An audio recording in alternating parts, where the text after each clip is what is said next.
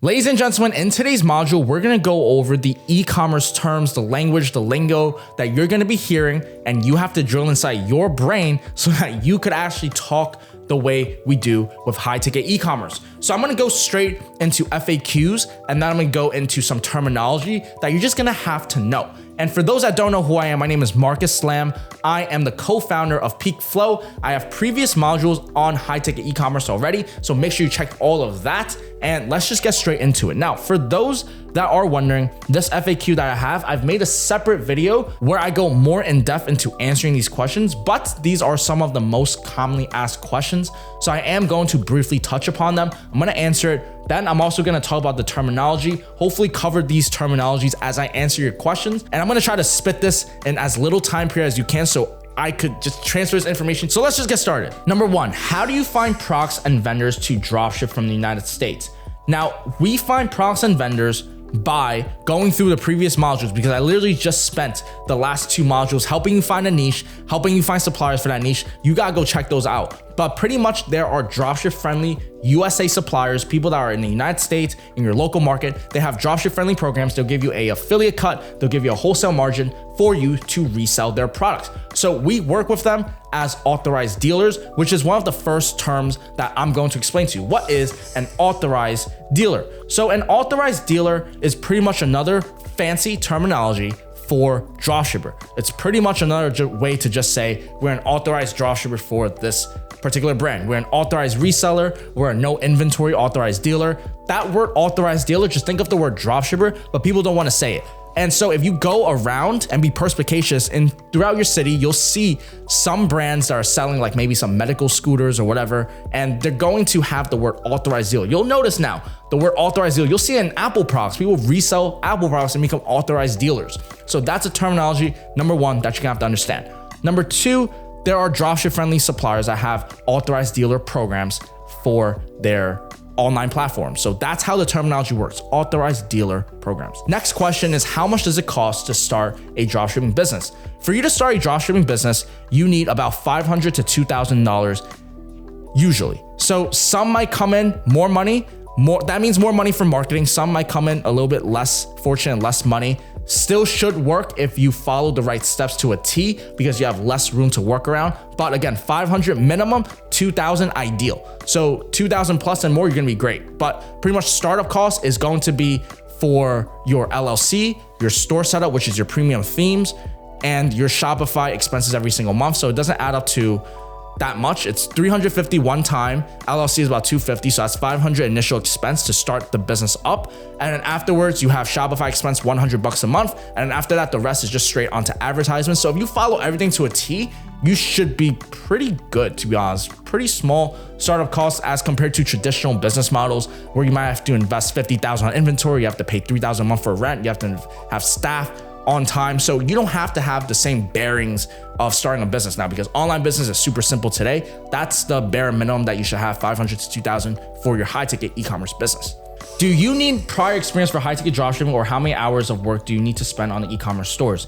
So the beauty about high ticket dropshipping is that you don't need any prior experience. However, I do notice that people that have business experience or have started some form of business in the past get the process a little bit easier or more free flowing than versus someone that has been completely new to business in general. And it's because business has the same fundamentals at its core, which I'll share with you right now: sales, marketing, operations, and fulfillment. So you have to make sure all of these are intact. You have to make sure all of these are good. If you don't know what those words mean, that's okay. Like, you will. But people that know business, people understand like customer service, customer sales, marketing, they have a better affinity to picking up the model faster. But I mean, it's kind of just like Naruto versus Sasuke. Like, Sasuke might have been fast, but if you're hardworking like Naruto, you're gonna catch up and even be greater. So it's all about hard work, which is what I love about this business model. It's truly like, it's a reflection of the entrepreneur.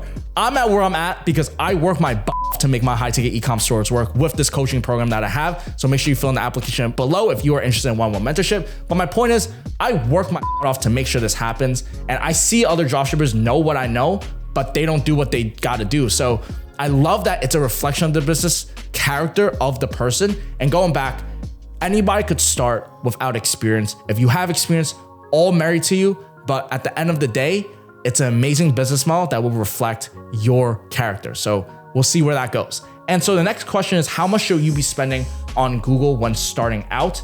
So with Google ads, you want to start off with $500, $1,000 to start playing off with. You don't pay Google until you get a click.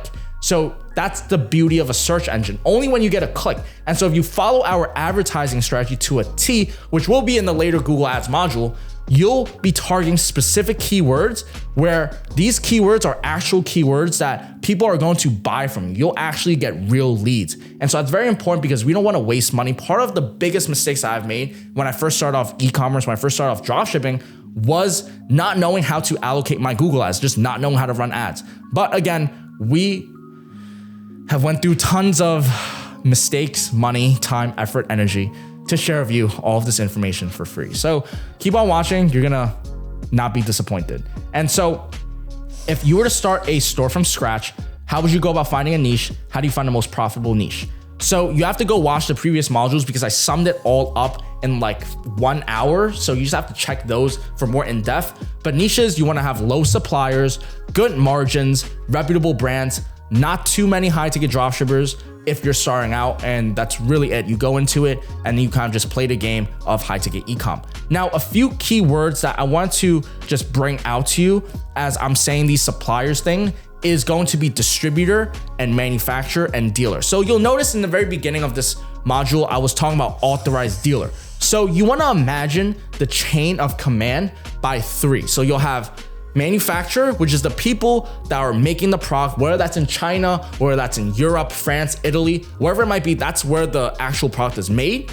Then you have people that are willing to buy it at wholesale, usually rich people, people that are in, tables that are investing money in, they buy these products at wholesale. So they buy for the best price possible, and then they distribute it to dealers. So that middle part is known as a distributor, and they sell it to us dealers. We are the dealers. We are the authorized dealers. We are the dropshippers. We are the middlemaning between the distributor and the customers. That is how the program of e-commerce works. That's how the business model works. So you'll hear us refer to suppliers, which basically could mean a distributor or a manufacturer. Now, keep in mind, these distributors are big corporations where they buy loads of inventory. So sometimes you'll see some distributors have more than just one supplier on their catalog, their database. They might have like 50 different suppliers because they're buying so much inventory from all everywhere. And your goal is to find different suppliers via distributors or manufacturers. It really depends on the industry you're in. It depends on the suppliers you're working with,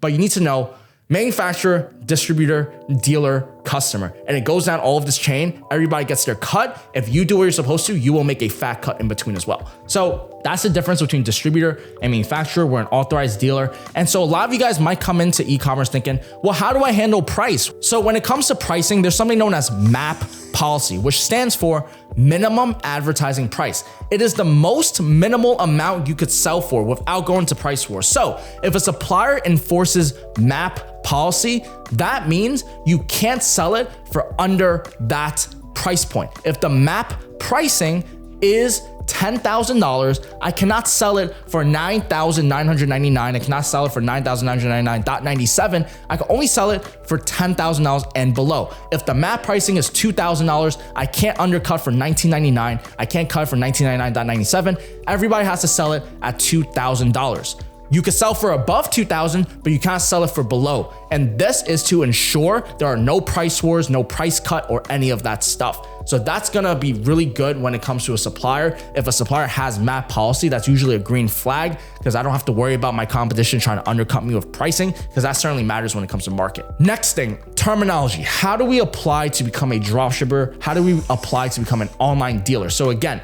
we are applying to become an online dealer. That's an authorized dealer. Online dealer, e-commerce dealer, no inventory dealer. All of these just mean dropshipping. It means that we don't have to own or stock or hold inventory, but we're still able to get the customers and, transact business. So that is what we're saying. We're always saying apply, apply.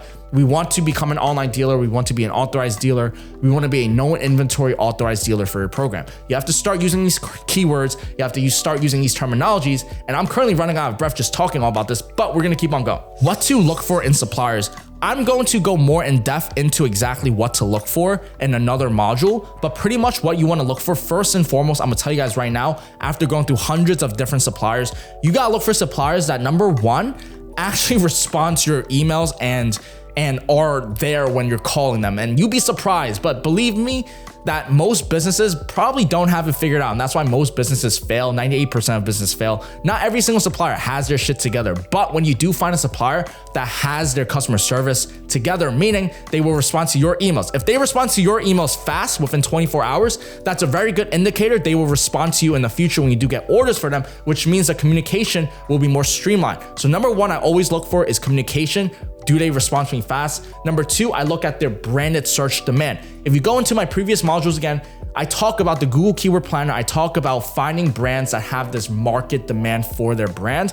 And that means, are people actually looking? Does this product sell? Do people actually like this line of product? That definitely matters. And number three is gonna be price margin. So even if you could sell, even if you have amazing customer service, if you're not gonna actually help me make my cut and give me sustainable rates at 25, 30% margins, I don't know if we're a good fit for each other, because I could do the same thing for another supplier, help them make money, create a new sales channel for them. Like, let's work together. And that's the cool thing, right? Don't go into supplier outreach thinking this is your end all be all. You bring value to the table. You are a legitimate business and you will deliver the best customer service experience, best sales experience. You will kill and fine tune your ads if you enroll and apply for our mentorship program. But the point is, you go into these supplier negotiations not backing down. You have to stand your front. You have to know, you have to look the part and look like you know what you're talking about, because we do bring value to them at the end of the day. So don't go into this thinking like suppliers are end all be all. There are tons of suppliers, but your goal is to find and nurture and build the right relationships to suppliers and brands that you truly believe. I honestly went all in with a few suppliers and I have no regrets because I just believe in them. I know that there is huge potential and opportunity. I know that their service and fulfillment is taken care of. I know that I could deliver on my end, which is customer service and good sales process. I could do my part. I know they're gonna do their part. That's how you find the best suppliers. So just keep in mind, guys, quality, price margins, and competitiveness, huge thinkings that you have to do when it comes to finding your suppliers. And then how to outreach and close suppliers, that's gonna be taught in my supplier acquisitions modules. And I'm gonna go into calling suppliers live and finding suppliers that have dropship friendly programs and closing it for you. I'm gonna go into just showing you what makes a really good supplier. I'll give you all of the in-depth information. Just continue watching the modules, like, comment, subscribe if you guys do like information like this. But now we're gonna go and finally just talk about how can someone succeed in high ticket dropshipping with no prior experience. So this is gonna be the last question before I wrap this up. And it's simple. If you don't give up, you will not fail. If you take action and you go little by little and you set goals for yourself and you work on yourself and you improve and you continue bettering yourself 1% every day, you will definitely make it. Like, that's the thing. Like, how could anyone fail? It is working for me. It is working for Trevor. It is working for all of our clients. It is working for all these other competitors in our high-ticket e-commerce niche. It is working for Wayfair. It is working for Home Depot. If it's not working for you, you're not working. So how do you improve that? You have to work on yourself. You have to learn. You have to educate yourself. You have to shift your perspective. Learn, understand all of this. Rewatch the videos. Improve yourself. Go to the gym.